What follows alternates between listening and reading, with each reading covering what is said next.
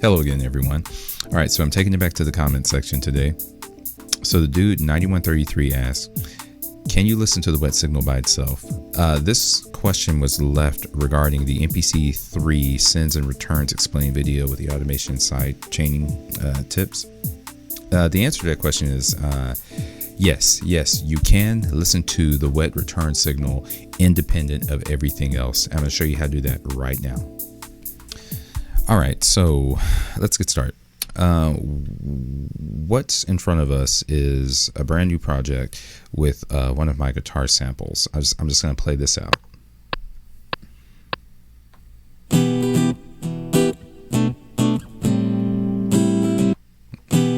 All right, there we are. So just a simple guitar sample, nothing to it. All right, now let's scroll over to our returns window here. So we have return 1, 2, 3, and 4, right? Okay, now let's go back to the drum sample and let's go to the pad mixer. I'm sorry, that was the channel mixer. Go to the pad mixer. Okay, so the sample is loaded onto pad A02. I'm going to scroll over. I'm going to click the sends window here, or the sends tab, sends window. And if you notice, we have 4 dials here. 1, 2, 3, 4. 4 dials, each of which is associated with a return. So again, going back to main here, if I scroll back over, remember return 1, 2, 3, 4. Let's go to return number 1. Return number 1 has a preloaded reverb. Yeah, okay, so this is fine. This is fine. All right, I'm gonna go back over to my drum. I'm gonna go back over to my drum program with the guitar sample. Maybe I should just call it a guitar program, but either which way, I'm gonna click on my pad mixer and I'm gonna play the sample out all the while. I'm going to dial this first send knob up, so you know that way you can hear the effect.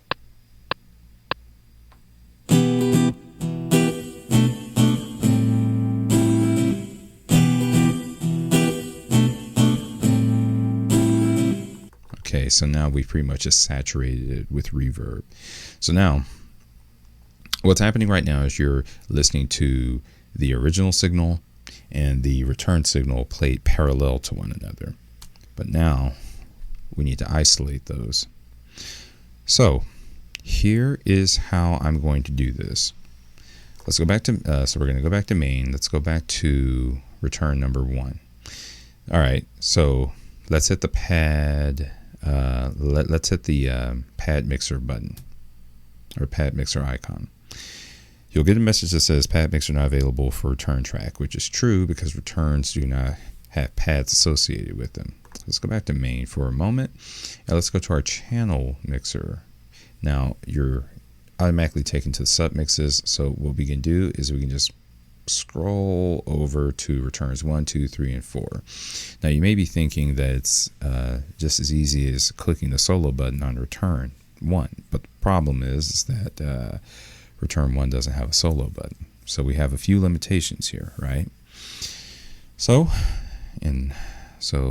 regarding those limitations, or in lieu of those limitations, I'm going to go back to main. I'm going to go back to my drum program.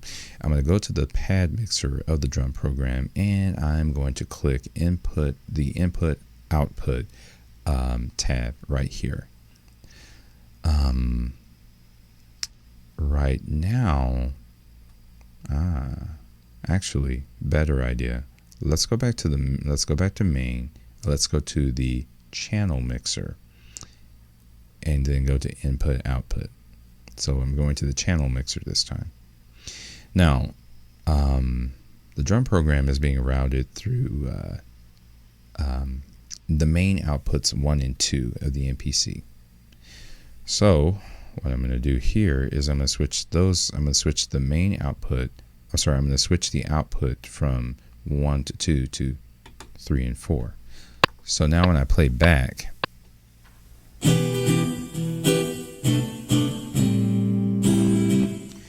you hear the exact same thing as you heard before, but there's this one difference, and I'm going to show you exactly what that is. Actually, let me go back to the drum. All right, now let's go to the pad mixer for a moment, and let's go to sends. Pad mixer. Sorry, guys. Sends. Okay. I'm going to play the sample back.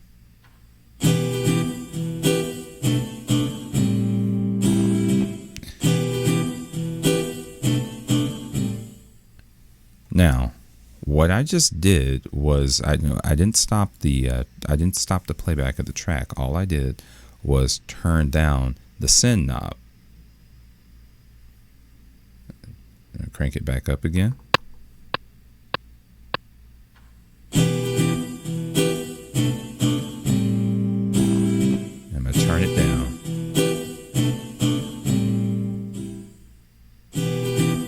Up, down, up, down.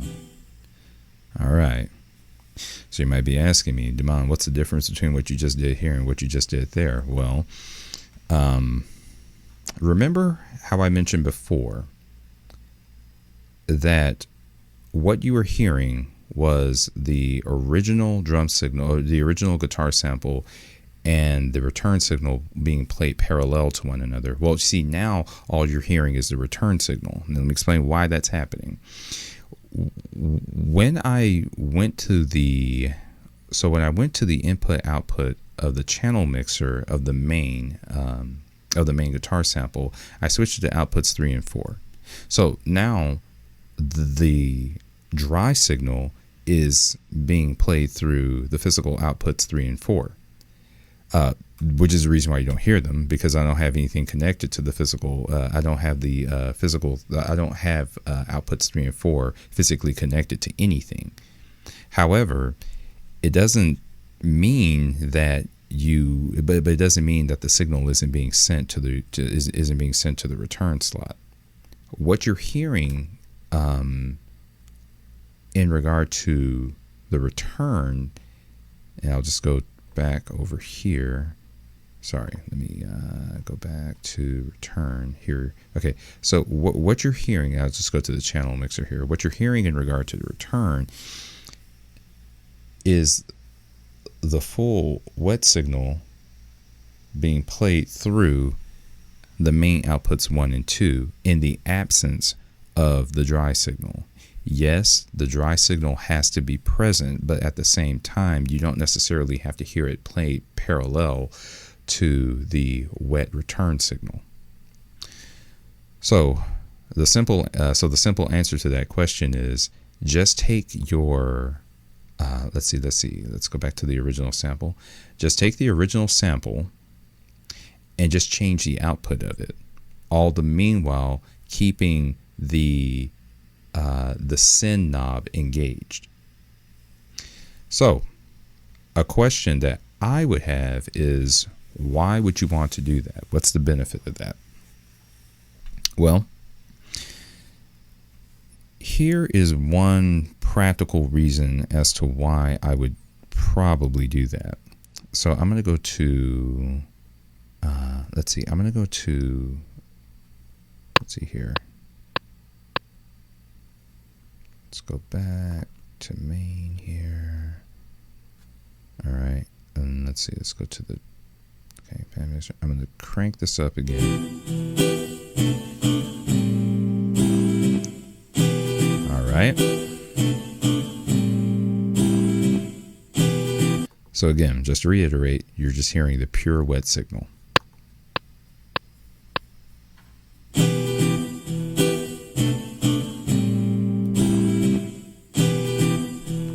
Now scroll over to the returns window here.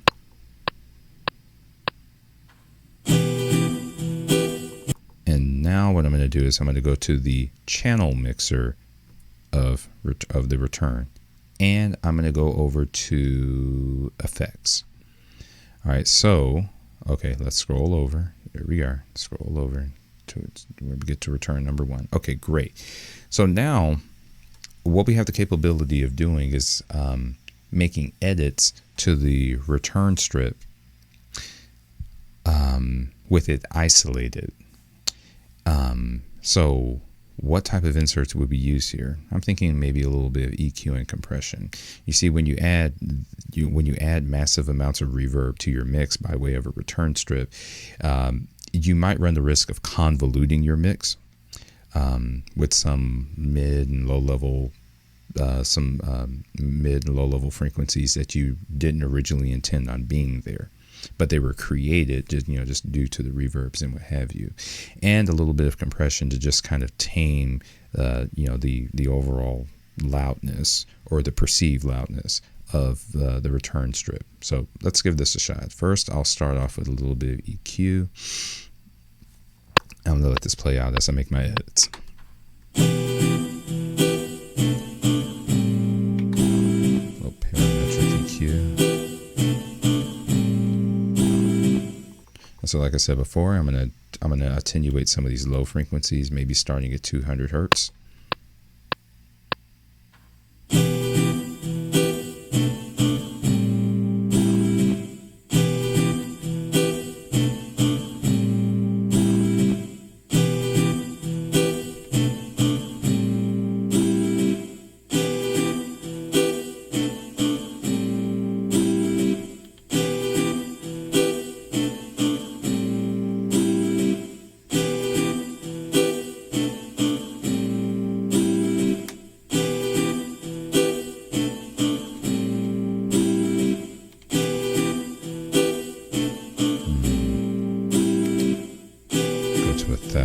Here.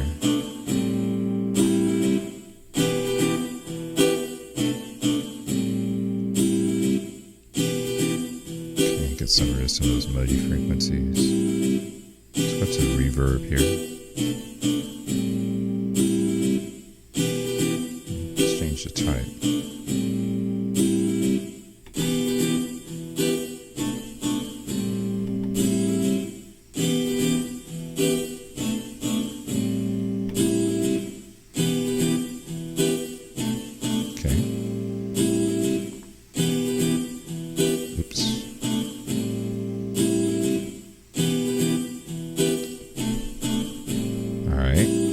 Onto dynamics. Let's add a little bit of compression. I'll go optical this time around. Nice smooth compression. Let's say a 3-to-1 ratio.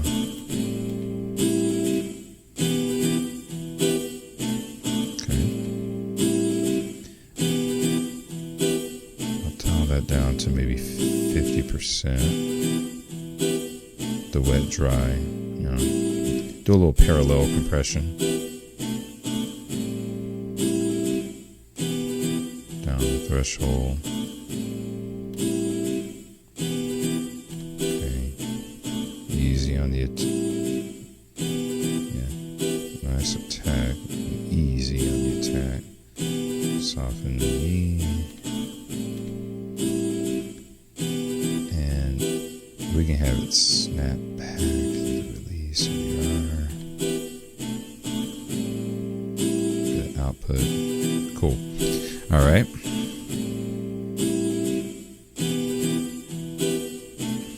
Okay. All right. So I like that.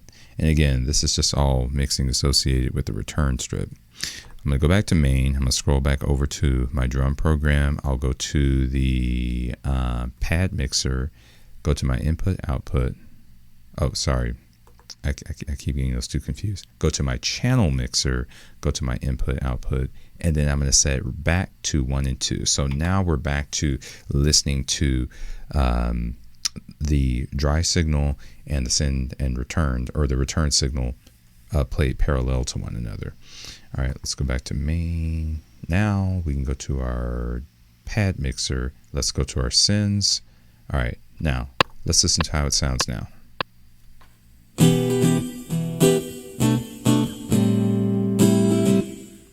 Let's dial it down. Dry signal. Let's add a little bit of reverb.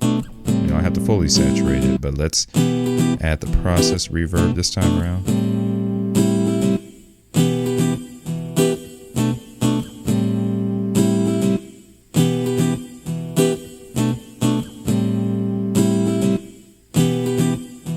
And there we are. So to me, that those alterations just kind of tamed the reverb, kind of made it a little bit tighter. Let's just put it that way, without without convoluting or in some instances destroying the mix.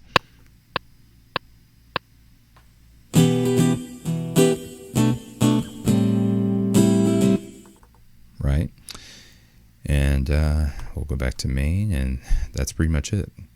So just to reiterate, the only thing that you really have to do to isolate your return signal is to just switch the output of your main track, or should I say switch the output of the sample in question, and leave the send dial engaged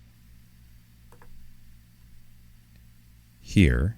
Leave the send dial engaged, all the while changing the output of your sample, and then that way you can just listen to it isolated through main outputs 1 and 2.